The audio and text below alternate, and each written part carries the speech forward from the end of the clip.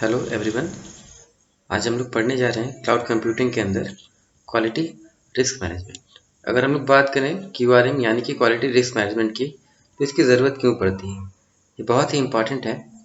क्योंकि जब कोई भी हम लोग कोई भी डेटा को स्टोर करते हैं, डेटा को अगर हम लोग मैनेज कर रहे हैं, डेटा को के लिए अगर हमको बेस्ट रिजल्ट अगर हम लोगों को चाहिए, तो कहीं ना कहीं हम लोगों को मैनेज करना पड़ता है। उसको मैनेज क्या करेंगे, तो हम लोग को उसकी क्वालिटी को मैनेज करना पड़ता है, उसकी क्वालिटी रिस्क को मैनेज करना पड़ता है कि हमारा डेटा सर्वर पे डेटाबेस में फ्लेक्सिबल है या नहीं, किस तरीके से काम करता है, अच्छे से यूज़ हो पा रहा है या नहीं, या फिर कोई भी और उसमें कोई एरर या फिर कोई रिडंडेंसी आ रही है या नहीं।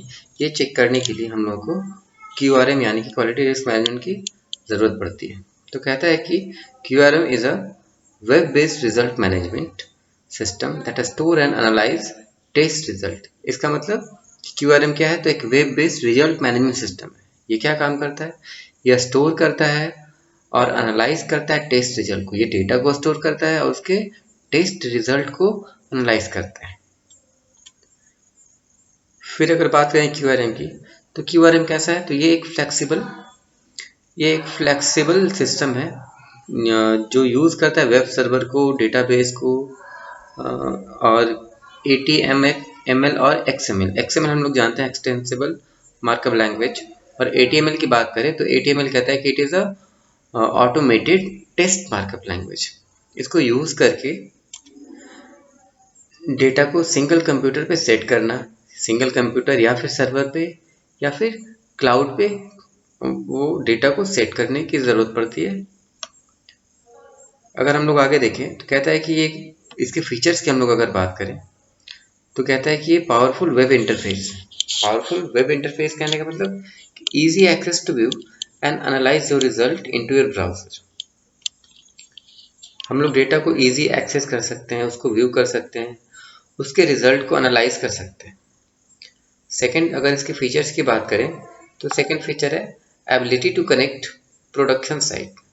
इट मीन्स कि पोस्ट XLM और ATLM report from all over the world using HTTP। अब अगर HTTP की बात करें तो आप लोगों को अगर जानकारी हो कि HTTP का मतलब होता है, ये एक प्रोटोकॉल है। इसका मतलब है हाइपर टेक्स्ट मार्कअप लैंग्वेज। अब प्रोटोकॉल क्या होता है?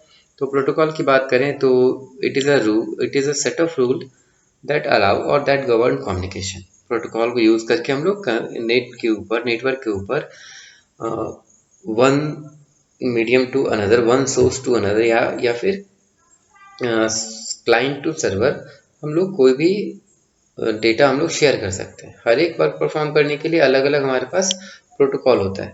तो अगर हम लोग बात करें क्लाउड कंप्यूटिंग की, तो क्लाउड कंप्यूटिंग हम लोग जानते हैं कि इंटरनेट बेस्ड है। यहाँ पे जो भी फैसिलिटीज़ मिल रही है, जो भी हम लोगों को सर्विसेज मिल रहा है, वो सारा इंटरनेट बेस्ड है। तो यहाँ आपको बहुत सारे अलग अलग प्रोटोकॉल्स मिलेंगे। लेकिन अगर कहता है कि अगर प्रोडक्शन साइट पे कनेक्टिविटी हम लोगों को एस्टेब्लिश करना है, तो कनेक्टिविटी एस्टेब्लिश करने के लिए हम लोग को जिस प्रोटोकॉल की ज़रूरत पड़ती है उसका नाम है HTTP। नेक्स्ट यानी कि थर्ड, अगर इसके फीचर्स की बात करें तो थर्ड फीचर है instant production feedback. Instant production feedback ये क्या होता है? ये कहता है कि watch test result at they are produced. जो भी टेस्ट रिजल्ट प्रोड्यूस हो रहा है उसको ये बहुत ही ईजिली और बहुत ही फास्ट वॉच कर सकता है, उस रिजल्ट को प्रोड्यूस कर सकते हैं। नेक्स्ट पॉइंट है easy exporting of data. Data को हम लोग ईजिली एक्सपोर्ट कर सकते हैं। एक्सपोर्ट कहने का मतलब कि सर्वर टू लोकल कंप्यूटर हम लोग ईजिली उसको ट्रांसफ़र कर सकते हैं। अब अगर हम लोग डेटा को ट्रांसफ़र कर रहे हैं तो डेटा डायरेक्टली हम लोग ट्रांसफ़र कर सकते हैं एक्सेल फाइल में या फिर CSV फाइल में। दोनों तरीके से हम लोग डेटा को ट्रांसफ़र कर सकते हैं। नेक्स्ट पॉइंट है बिल्ड इन SPC और MSA। अगर हम लोग बात करें तो कहता है कि perform SPC and MSA analysis directly in the web interface. अगर हम लोग डायरेक्ट वेब इंटरफेस पे एनालाइज करना है तो उसके लिए हम लोग को SPC और MSA की ज़रूरत पड़ती है, जो बिल्ट इन होता है हमारे पास।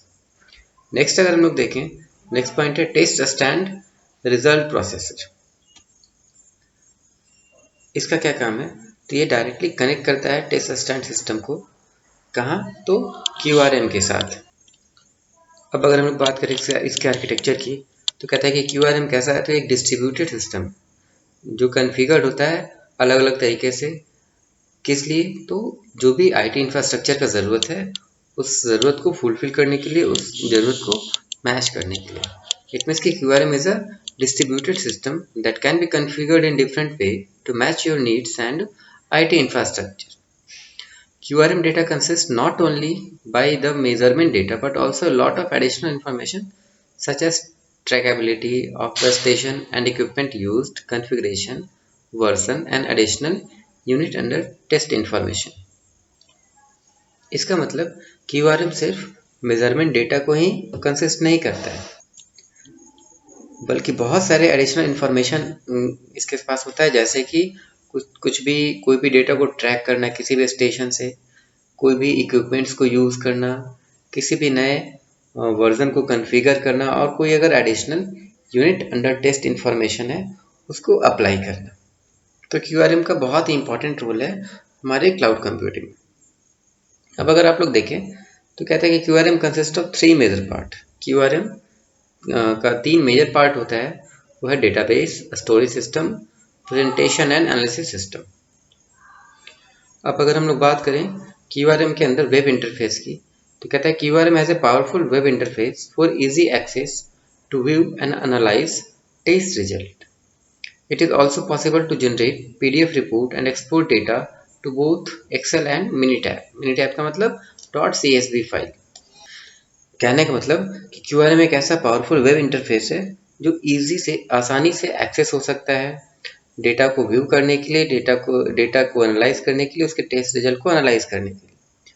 और हम लोग इसके थ्रू पॉसिबल है कि हम लोग PDF रिपोर्ट जनरेट कर सकें और उसको एक्सपोर्ट कर सकें, उस डेटा को एक्सपोर्ट कर सकें दोनों तरीके से, एक्सेल फॉर्मेट में भी और CSV फॉर्मेट में भी। CSV फॉर्मेट मतलब मिनी टैब में हम लोग उसको एक्सपोर्ट कर सकते हैं। अब अगर हम लोग छोटा सा ओवरव्यू देखें वेब इंटरफेस का, तो कहता है कि get first overview of the production and read from all over the world. बहुत फास्ट ओवरव्यू यहाँ पे पॉसिबल है और ऑल ओवर वर्ल्ड हर एक जगह से इसको आसानी से एक्सेस किया जा सकता है। सेकेंड, अगर हम लोग बात करें टेस्ट रिपोर्ट की, तो टेस्ट रिपोर्ट कहता है view test result and generate PDF reports. मतलब एनालाइज करने के बाद, डेटा को एनालाइज करने के बाद, डेटा का टेस्टिंग के बाद उसके अकॉर्डिंगली PDF रिपोर्ट भी जनरेट करना इसी का काम है। नेक्स्ट पॉइंट की बात करें, नेक्स्ट पॉइंट है प्रोडक्शन स्टैटिक्स। प्रोडक्शन स्टैटिक्स में अगर हम देखें तो कहता है कि view production unit and most common fault over time based on product variant station और location and generate PDF report और एक्सपोर्ट टू एक्सेल। मतलब जितने भी काम हो रहे हैं उस सारे का रिपोर्ट रखना, सारे का यूनिट वाइज रिपोर्ट तैयार करना। अगर कहीं पे प्रोडक्ट बेस्ड कहीं कोई फॉल्ट है, कहीं ओवर टाइम का इशू है फॉल्ट के रिलेटेड, तो उसको चेक करना।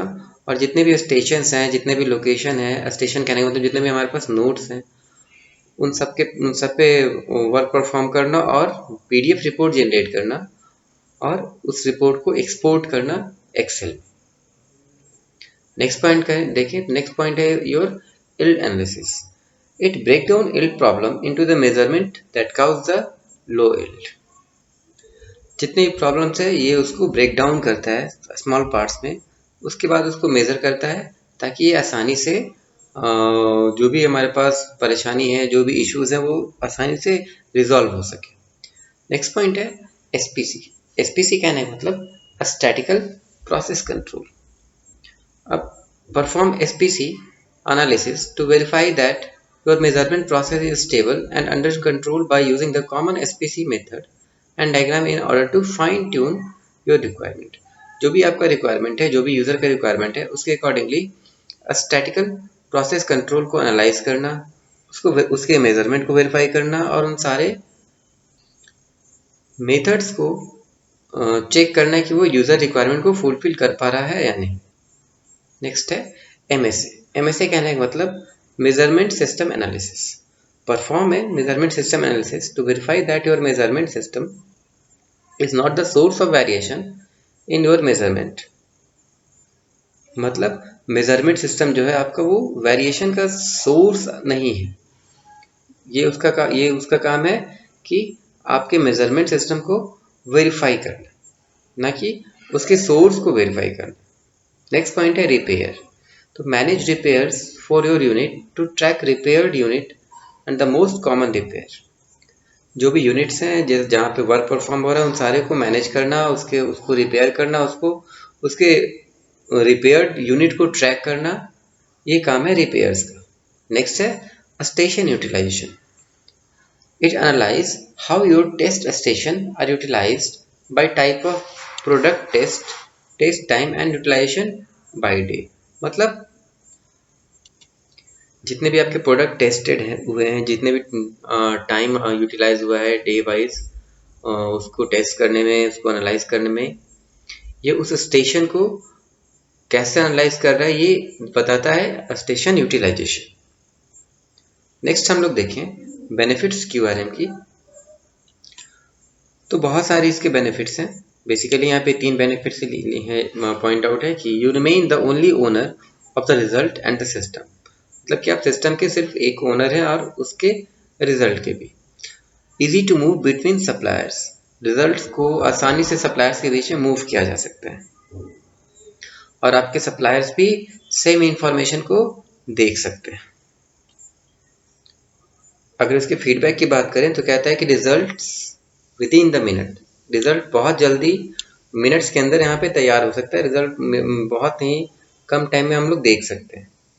उसके बाद बात करें तो कहते हैं ये इजी एक्सेसिबल है, मतलब कि वेब बेस्ड है, रिपोर्ट इजी क्रिएट किया जा सकता है